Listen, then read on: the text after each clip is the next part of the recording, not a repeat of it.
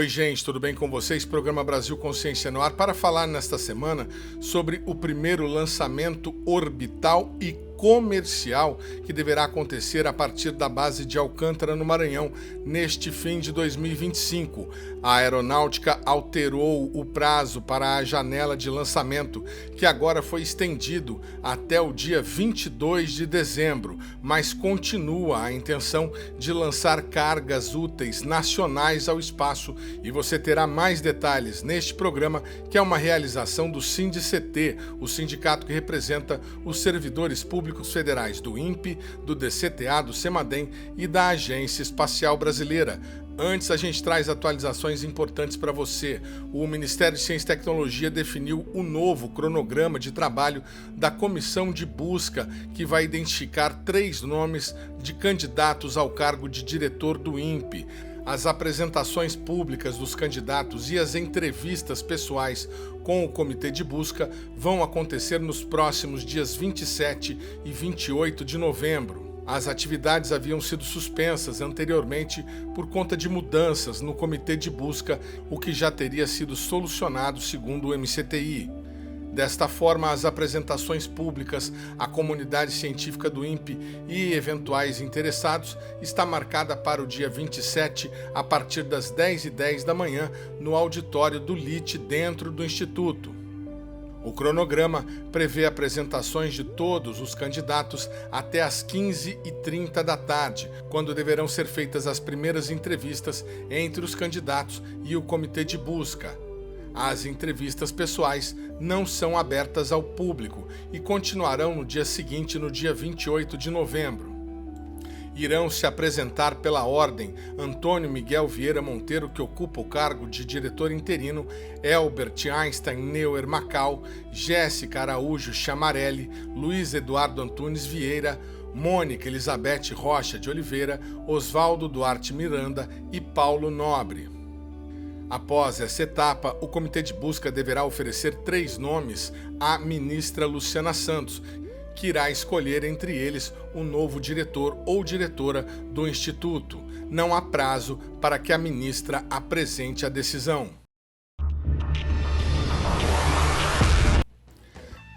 Ainda falando do INPE, o Instituto anunciou a abertura de inscrições para o novo programa de pós-graduação em Engenharia e Tecnologia Espacial. Você que acompanha o Brasil Consciência sabe que nós trouxemos com exclusividade em 2022 a informação de que o curso antigo de mestrado e doutorado havia sido descredenciado pela CAPES durante o processo de avaliação da entidade. Na oportunidade, a informação transmitida tanto pelo Instituto quanto pela CAPES foi de que o INPE deixou de apresentar documentos necessários no processo. Houve uma mudança de metodologia, né? A CAPES sempre fez em uma única etapa a coleta de dados, e dessa vez ela fez em 2 etapas a coleta de dados. E houve uma falha no envio da segunda parte, que envolveu alguns dados, e esses dados nos prejudicaram. Então, fundamentalmente, foi isso. Houve uma falha no report, a gente não sabe até agora ainda bem por quê, o que aconteceu nessa comunicação, mas houve uma falha de envio de dados. E isso porque a CAPES mudou a sistemática, né? Então, esse segundo envio não havia mais nenhum controle, não passava mais pela direção ou pela pró-reitoria, não passava mais por ninguém. Então, aconteceu uma falha nesses dados. O Brasil Consciência acompanha a questão desde então e no começo do ano trouxemos a informação de que um novo curso inscrito na CAPES havia sido aceito e deveria retomar matrículas em breve. Como é que vocês receberam a notícia de que o curso de Engenharia Espacial do INPE seria retomado? Com alívio, mas também com uma certa segurança, que a gente entende bem o valor desse curso, né, do contexto desse curso dentro das ações do INPE. Então, não ter esse programa de pós-graduação em Engenharia e Tecnologias Espaciais é uma coisa difícil até da gente digerir.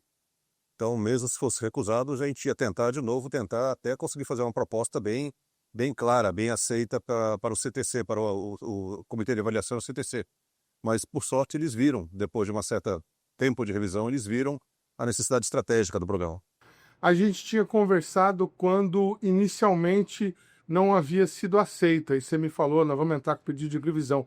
O que aconteceu que possa ser explicado para o telespectador, né, nessa revisão? O que vocês apresentaram para a CAPES para convencê-los de que o curso do INPE poderia ser aceito?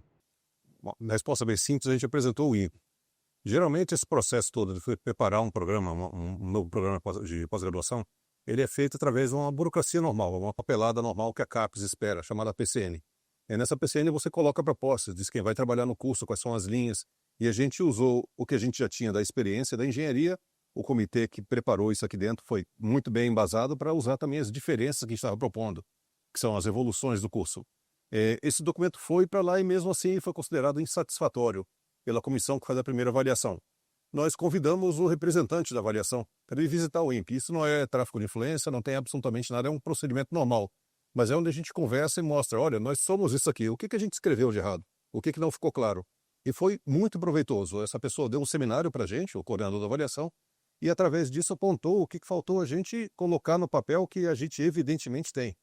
Então nós temos a capacidade, nós temos a demanda, nós temos as missões que criam essa demanda do programa de engenharia, e ficou claro, com essas sugestões, nós fizemos o recurso e o recurso foi aceito. Ainda segundo o INPE, o novo curso foi concebido para atender às novas tendências em educação na área espacial, integrando conhecimentos tecnológicos e práticos em uma abordagem multidisciplinar. A nova formação abrange as áreas de engenharia de sistemas, gestão da qualidade, gestão de projetos, sistemas espaciais e tecnologias associadas, além de tópicos científicos e técnicos essenciais para missões espaciais, como plataformas orbitais, sistemas de solo, sensores, novos materiais, combustão, transferência de calor e áreas afins.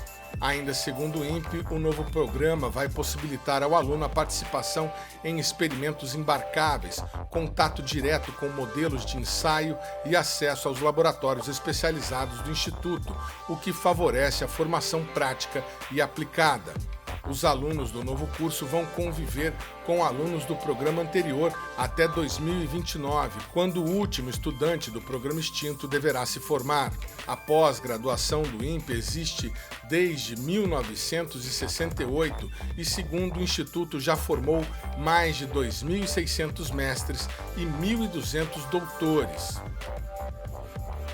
Além da engenharia espacial retomada, o programa inclui também pós-graduação em astrofísica, ciência do sistema terrestre, computação aplicada, geofísica espacial, meteorologia e sensoriamento remoto. As inscrições para o novo programa podem ser feitas até o próximo dia 31 de dezembro. O edital, os requisitos e os formulários necessários estão disponíveis na página oficial da pós-graduação do INPE.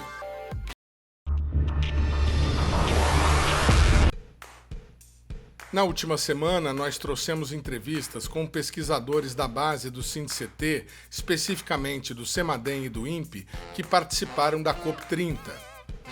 Hoje nós vamos mostrar para vocês uma série de publicações que a Agência Espacial Brasileira e o próprio INPE fizeram em suas respectivas redes sociais durante o evento.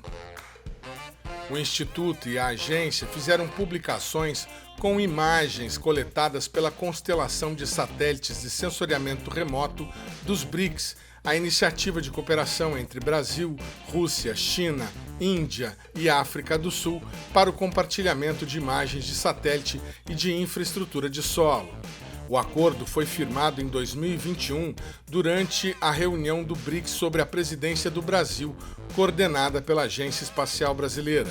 As publicações incluem imagens dos satélites sino-brasileiros Cibers 4 e Cibers 4A, do brasileiro Amazônia 1, dos satélites indianos IRS-R2 e IRS-P6, além do satélite chinês Gaofen 6 e do satélite russo Canopus 5.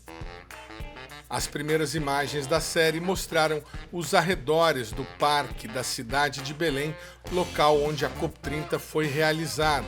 Pelas imagens é possível ver a evolução na montagem da estrutura ao longo dos anos, começando em 10 de agosto de 2023 até agosto de 2025.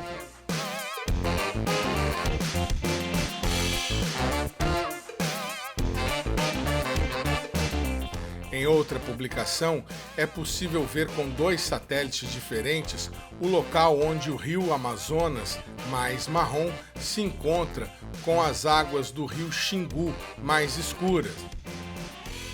De acordo com as informações divulgadas pelo INPE, o segredo da mudança de cor na captação das imagens do espaço é porque o rio Amazonas carrega sedimentos que refletem luz, resultando no tom marrom, enquanto o Xingu, com seu leito rochoso, possui águas escuras que absorvem a luz, criando esse grande contraste. A seleção das imagens, o recorte temático e as informações técnicas são do pesquisador Thales Kortin, da área de sensoriamento remoto, sob a supervisão da pesquisadora Lúbia Vinhas. Na próxima semana, traremos mais informações sobre a participação dos pesquisadores da base do SINCT na COP30. E veja a seguir informações sobre o primeiro lançamento orbital na base de Alcântara. É um instante só.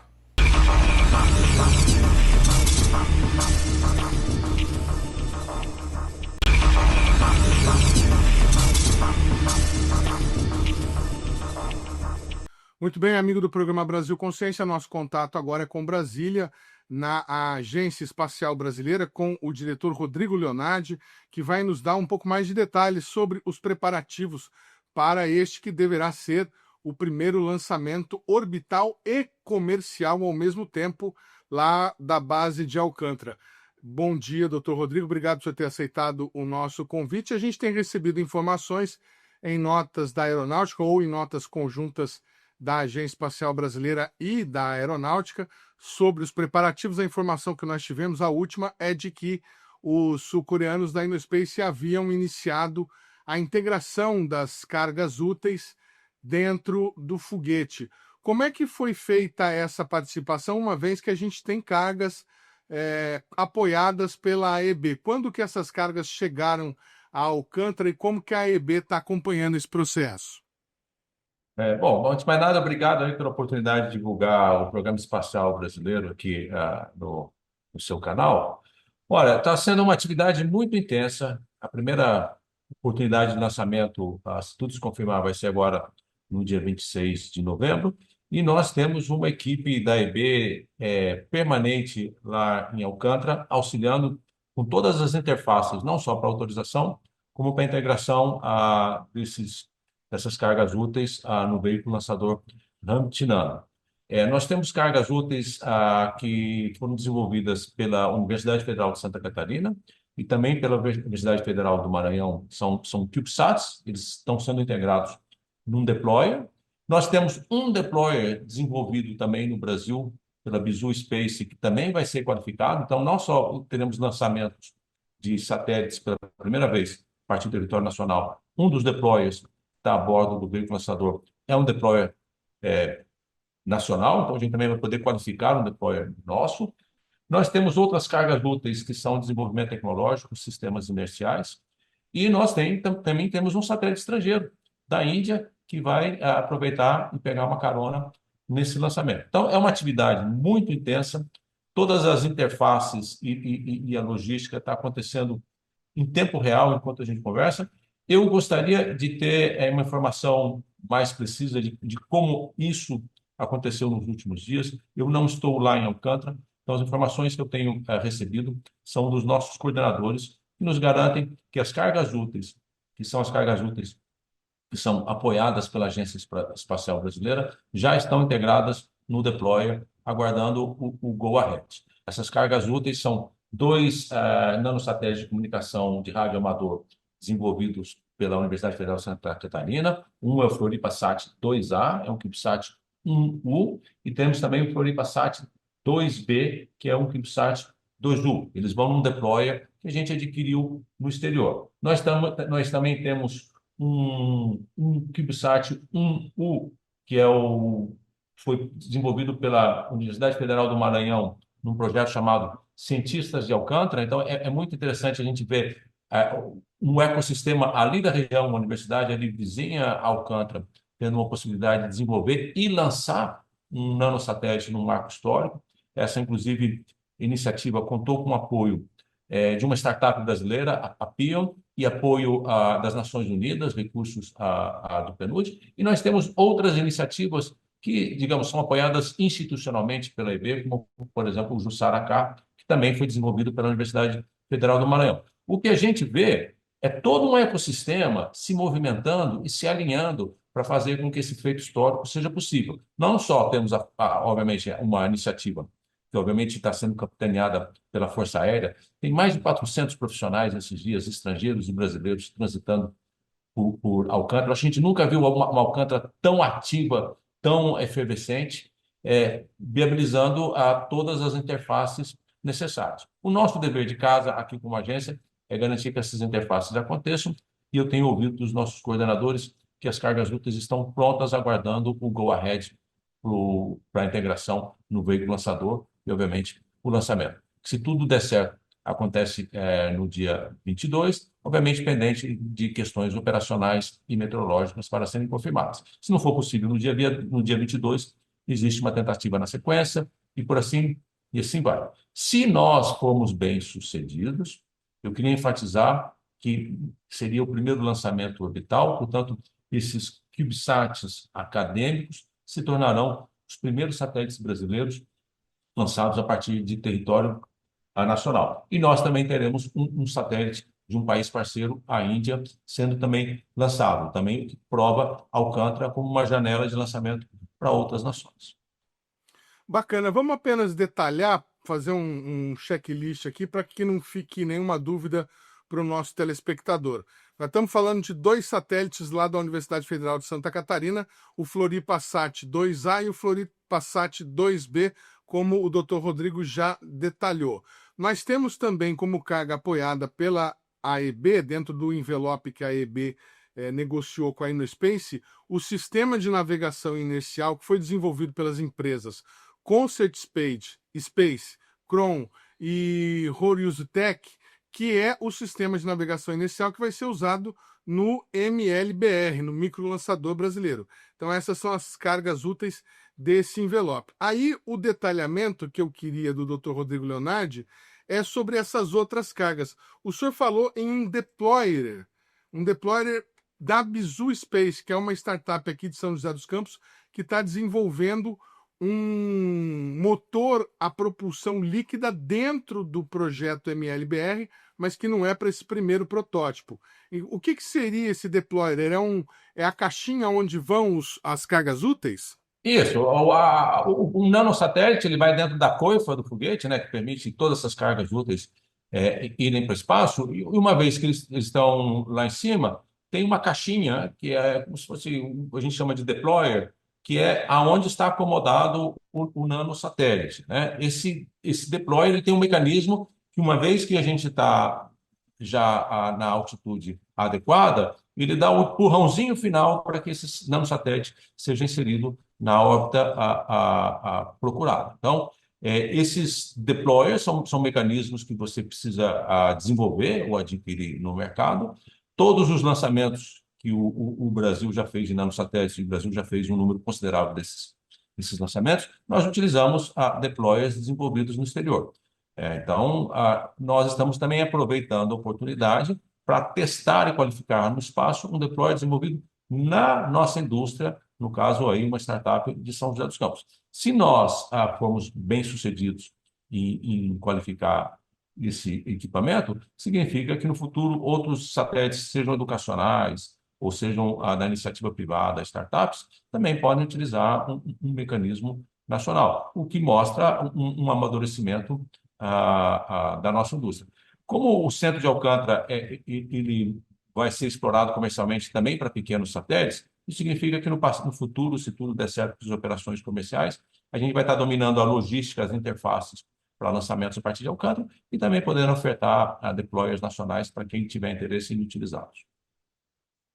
Perfeitamente. Só uma dúvida. Esse deployer da Bizu Space, ele vai lançar algum desses nanosatélites no espaço ou ele só será qualificado em Ele vai lançar, sem... se não me engano, é o Jussara-Cá. Aí a gente precisa confirmar. Eu peço aí para o ouvinte um pouquinho de paciência, porque, como eu falei, é tanta coisa acontecendo em Alcântara ao mesmo tempo que não necessariamente eu estou aqui com a informação em tempo real, mas sim, o Jussara-K, que foi desenvolvido pelo Laboratório de Eletrônica e Sistemas Embarcados Espaciais da Universidade Federal do Maranhão, que é um satélite CubeSat 1U educacional para recepção e transmissão de dados ambientais de plataformas de coleta de dados.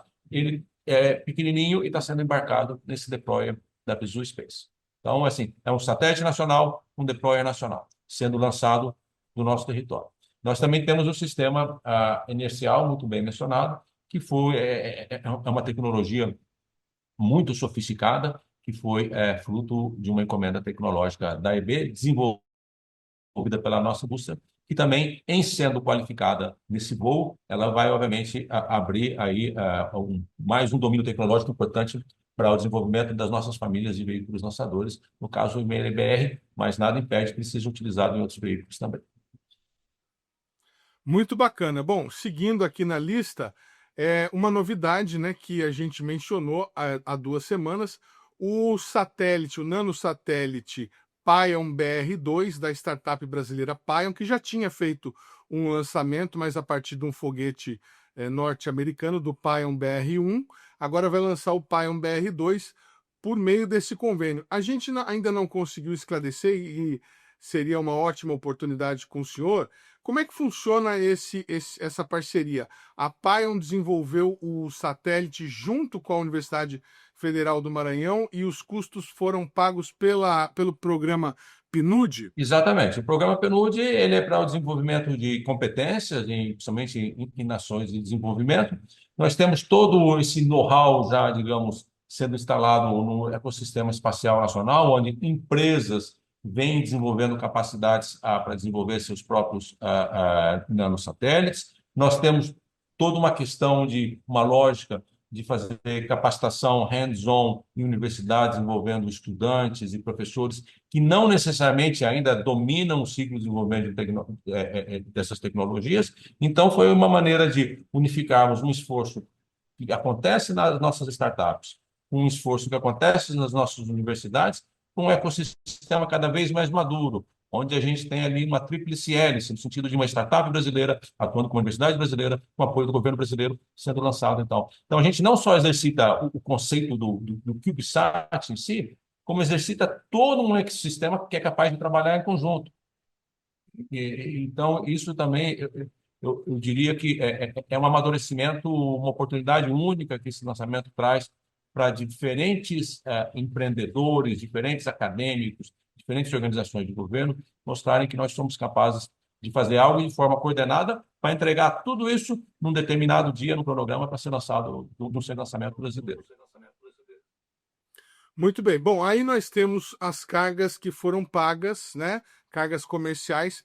O Dr. Rodrigo já mencionou a carga indiana da missão Solaris S2, que é da Garra Space, e a carga brasileira, também um sistema de navegação inicial que nós já falamos aqui no nosso programa, que foi desenvolvido pela empresa Castro Leite Consultoria CLC aqui de São José dos Campos e que tem finalidade de uso em projetos privados. O doutor mencionou também o projeto da Universidade Federal do Maranhão, um CubeSat 1U, o Jussara-K, que vai embarcar junto. Nós tínhamos, doutor, inicialmente uma informação de que o CONASAT 1, que foi desenvolvido no INPE do Nordeste, seria embarcado nessa missão. O que aconteceu aí no meio desse processo que o CONASAT acabou não entrando? Bom, vamos lá. Então, vamos por partes. Primeiro, lembrando que a ideia toda de Alcântara é tornar o centro um centro também para atividades comerciais. Então,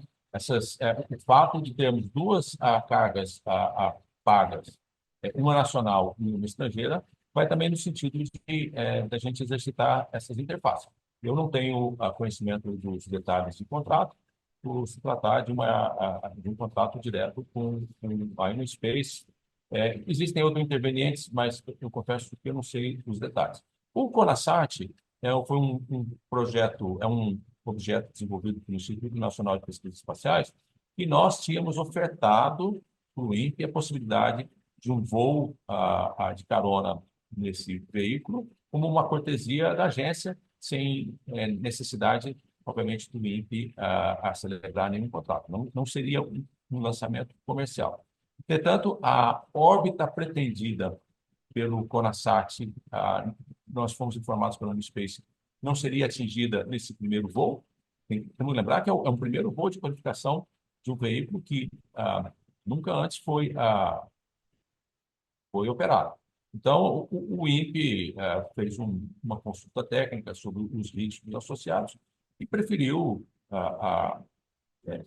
aguardar uma segunda oportunidade para o lançamento. Então, foi uma decisão colegiada entre a EPE e o INPE agradeceu o convite e disse que não nesse momento, porque não seria atingida a órbita pretendida pelo CONASAT. Então, a gente respeitou a decisão técnica das equipes do CONASAT e a gente aguarda uma segunda oportunidade para lançar esse projeto também. Mas, de fato, na lista inicial, iria o CONASAT. O CONASAT saiu e cedeu o lugar, então, no Floripa Sat 2A, que tem as mesmas dimensões do CONASAT. Voltando à questão da gente exercitar os ecossistemas a todos, o Brasil tem investido muito em qualificação nas nossas universidades. Então, é com uma grata satisfação que a gente vê não só acadêmicos e estudantes da Federal do Maranhão, como de Santa Catarina, nesse dia aí, nos seus objetos. E lembrando também que todo mundo conversa com todo mundo. Então, houve muita troca de conhecimento entre a Universidade Federal do Maranhão e a Universidade Federal de Santa Catarina, também para permitir o desenvolvimento desses objetos. Desculpa estar com a mão aqui no headphone, mas começou uma chuva enorme aqui em Brasília e está até difícil de eu escutar minha própria voz. Aqui em São José dos Campos também. A gente agradece a participação do Dr. Rodrigo Leonardi mais uma vez aqui no nosso programa e deseja sucesso aí no restante dos preparativos. Estamos acompanhando por aqui. Vai ser transmitido o lançamento, né, doutor Rodrigo? Olha, eu acho que sim. Juro que assim, o último entendimento que eu tinha é que seria transmitido. Mas, assim, dia 22 estaremos todos colados na mídia e acompanhando com maior expectativa um feito histórico para o Brasil, para o setor espacial brasileiro. Tá certo, muito obrigado. A gente vai para um rápido intervalo e, na sequência, a gente conversa com os empreendedores da Pion Space para conhecer um pouco mais sobre esse nanosatélite, o Pion BR2. Instante só, não sai daí.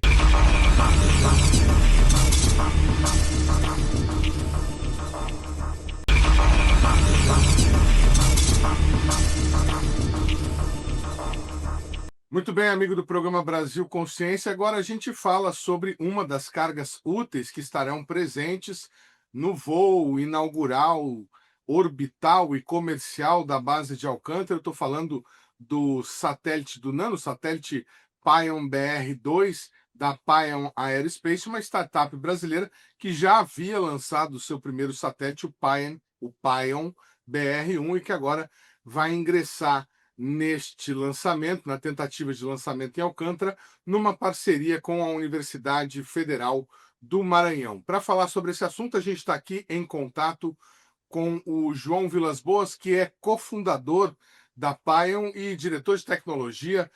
João, muito obrigado por você ter aceitado o nosso convite, ter recebido aí, nos atendido prestimosamente nessa tarde. E a gente gostaria de começar, para quem não conhece o mercado aeroespacial brasileiro, como que surgiu essa empresa e em qual atividade vocês estão inseridos atualmente? Sim, a gente, bom dia, boa tarde.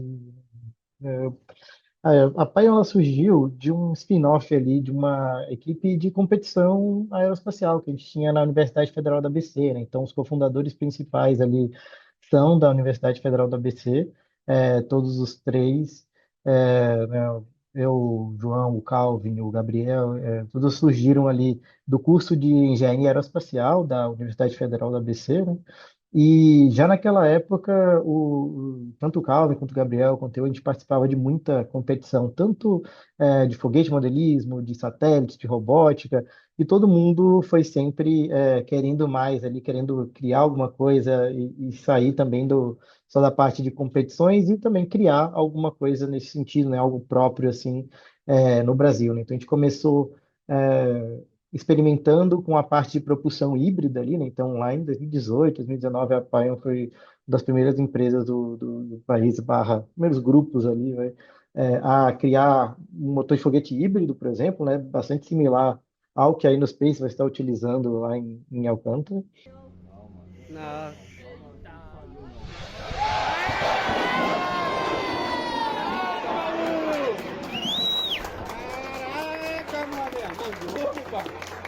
Mandou, mano. Mandou. Mandou. A gente experimentou um pouco com essa tecnologia, né? Foi um tempo, testou um dos primeiros motores, lançou o primeiro foguete híbrido aqui no Brasil, mas a gente também tinha nosso pezinho ali na parte tecnológica, parte robótica, e sempre experimentava com uma parte mais assim também, né? Então a gente tinha uns kits, por exemplo, de satélites educacionais e coisas nesse sentido, porque a gente queria sim dar entrada nesse mercado de educação também na parte espacial, né? Queria ensinar mais pessoas ali sobre a parte de espaço, sobre toda essa parte tecnológica. Então, é, a gente tem, né, diversos kits e diversos produtos diferentes para essa área, e um deles é o kit que é utilizado como a base para a Olimpíada Brasileira de Satélites, né? Então, a Paion forneceu diversos kits para as equipes ali da Olimpíada Brasileira de Satélites, lá do MCTI, né? Que é justamente uma boa porta de entrada para todo mundo que quiser ali experimentar com essa área, né? Então, os nossos produtos mais de maior sucesso, vamos dizer assim, é esse produto de satélites educacionais e dessa simulação mesmo de o que é programar um satélite, controlar um satélite e etc, né? Então, desse produto, a gente quis evoluir, né, para o próximo passo, que era justamente, é, agora que a gente já trabalhou com a parte educacional, já tem um pouco, vamos também dar o próximo passo e fazer o lançamento de alguns satélites, né? Então, lá para também, a partir de 2020 ali, a gente começou a manufatura e desenvolvimento, né, do Pion BR-1, que foi sim também, né, o primeiro satélite a ser lançado por uma startup, né, no Brasil. Antes a gente, acho que a maior parte dos satélites tinham sido tanto projetos governamentais quanto parcerias, né, com empresas estrangeiras ou algo assim, e a gente parou para desenvolver, né, o primeiro satélite que a gente fosse lançar assim. Então, o Pion BR-1, né, foi esse primeiro satélite. Ele era um pocket cube, né? Como a gente sabe, a parte espacial, quanto maior, né, a massa, maior o preço também para se colocar aquilo em órbita. Então, a gente foi no menor satélite possível, que é ali a classe de satélites pocket cubes, né? Satélites que cabem no bolso ali, mais ou menos, até 250 gramas, por exemplo. E a gente fez todo esse procedimento, todo o processo, e aprendeu bastante nesse caminho ali para lançar, né? Então, lá em 2020, a gente lançou com a SpaceX, né, o Pion BR-1, e ele teve ali seus 2 anos de órbita e os dados, etc., que são os dados que a gente utiliza e o know-how que a gente usa bastante para a existência aqui do Pion BR-2, né? Então, acho que essa é a história rápida assim, de como que surgiu a Pion, de como que ela funciona hoje, mas fica nesse meio, assim, surgiu no meio universitário, e passou aí experimentando cada vez mais com mais coisas e tentando alçar voos cada vez mais altos ali. Muito bacana. O Pion BR-1 durou 2 anos mandando dados para a Terra. Vocês conseguiram receber dados dele Sim, ininterruptamente durante todo esse período. sim, os dados do Pion BR-1 eles pararam devido ao decaimento mesmo, né? A gente teve bastante, no início, dificuldade entre aspas, em comunicar com um satélite tão pequeno assim, mas a gente conseguiu ali resolver, né? Mas sim, a gente teve bastante uso para todos os dados e todos os processos que a gente tirou ali durante um bom tempo do Pion BR-1 mesmo. A gente conseguiu aprender bastante mesmo com os dados dele, de funcionamento, tanto de comunicação, né, de parte de comunicação à distância, tudo isso rodou muito bem, né? Muito bem. E conta para gente como é que é esse Pion BR-2 e como foi essa Uhum. parceria com a Universidade Federal do Maranhão para vocês integrarem aí o voo da InnoSpace. Legal. O o BR2 ele surgiu justamente do desejo do pessoal do Dart Lab, lá da Universidade Federal do Maranhão, em construir algo que também levasse, né, um pouco da história até dos povos ali da região de Alcântara. Então, todas as escolas, meio que toda parte de educação ali dos municípios, né, e do município de Alcântara, eles se juntaram ali para ter e entender aulas sobre, né, e entender mais sobre a parte aeroespacial, sobre a parte de satélites e tudo isso. E eles fizeram isso utilizando os kits da Pion, né? Então, depois de utilizar nossos kits e entender um pouco mais, aí a universidade, né, e o pessoal que na universidade do DartLab, etc., que executa esses cursos e essa capacitação do pessoal das escolas ali da região de Alcântara, eles, né, entenderam, conversaram bastante com a gente, e eles falaram, olha, a gente vai possuir sim um slot ali de lançamento, a gente queria chamar vocês para ser nossos parceiros aqui de construção desse satélite aí para o lançamento, né? A gente ficou muito feliz pelo convite e já partiu a desenhar ali, né, o Pion BR-12, que agora é um CubeSat, né, algo que se for contar ali em volume, no mínimo 8 vezes maior do que o Pion BR-1 ali, né?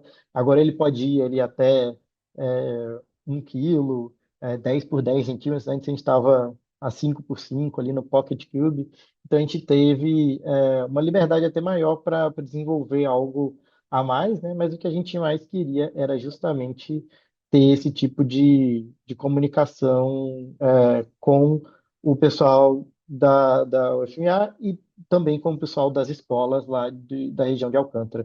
Então, um satélite muito mais focado em comunicar ali algumas mensagens, por exemplo, que os estudantes escreveram. Então, os estudantes escreveram mensagens para esse satélite transmitir durante o seu voo, né, durante o seu funcionamento. Então, tem diversas mensagens dos estudantes lá da região de Alcântara embarcadas no voo para que a gente conseguisse fazer essa transmissão das mensagens e das palavras mesmo que eles escreveram ali para nós, e que a gente consegue juntar isso com o aprendizado dessa parte espacial e etc., e fazer o satélite ser útil tanto para a gente como um teste de novas finalidades, quanto para eles como algo para ensinar ali para todo mundo o que é, né, um satélite, o que é ter algo no espaço e como que se faz a comunicação e transmissão dos dados, tudo isso. Muito bacana. Quer dizer, o satélite vai ter um conjunto de mensagens, imagino que de texto, e vai transmitir essas mensagens para a Terra e elas vão ser recepcionadas lá pela UFMA mesmo? Isso. Vão ser recepcionados pelos estudantes, né? E aí os estudantes vão poder sim executar ali todo o trabalho de decoding, vamos dizer assim, né? De decodificar aquelas mensagens. Então tem um certo sistema ali que manda uma mensagem por transmissão ali, né? Pode ser por dia, né? Depende realmente da parte de transmissão que a gente conseguir ter visada, né? Mas para cada transmissão ali ele vem com uma mensagem diferente que foi escrita pelos estudantes mesmo, né? Bacana. E vocês montaram esse satélite com base no kit que vocês desenvolveram, que você mesmo já explicou, serve de base aí para muitas equipes na Olimpíada Brasileira de Satélites. E eles lá que fizeram a montagem, como é que foi a divisão de tarefas? Uhum. A divisão das tarefas foi muito mais no sentido de, com a parte das crianças e com a parte do pessoal né, de Alcântara, ficou muito, e da UFMA também, ficou muito mais a capacitação, né, da PAION para todo mundo e também os ensinamentos sobre essa parte de satélite ali, a construção dessas mensagens e o treinamento de todo mundo sobre a comunicação e assim vai.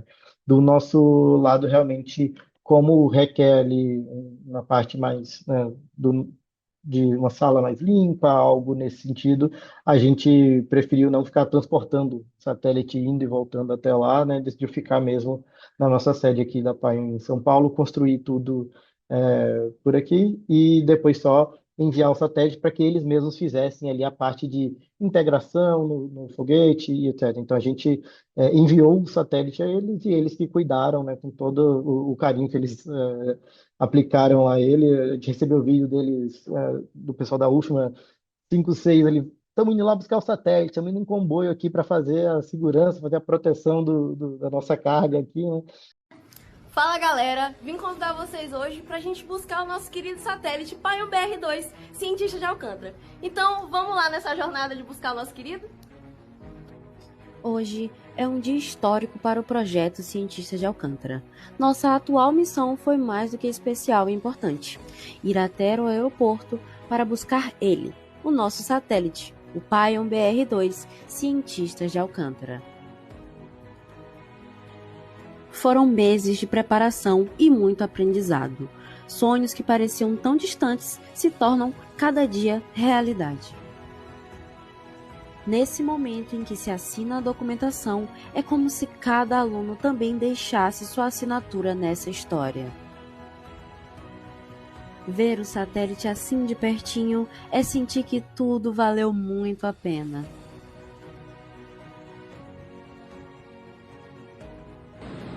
Foi aqui que pediram um satélite? E ele chegou.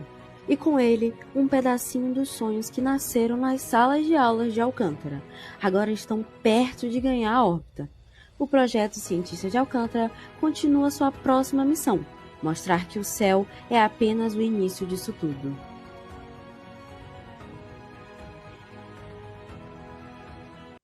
Bom, a Paion hoje tem quantas pessoas colaborando com a infraestrutura da empresa? E qual que é o próximo passo? O que vocês pretendem fazer? Hoje a gente está ali em torno de umas 5, 6 pessoas, né? Como disse, é uma operação já pequena. É, a gente tem ali os 3 fundadores, né? E mais essas pessoas que nos ajudam com projetos maiores, assim. Mas é muito mais focado né, em poucas coisas de cada vez.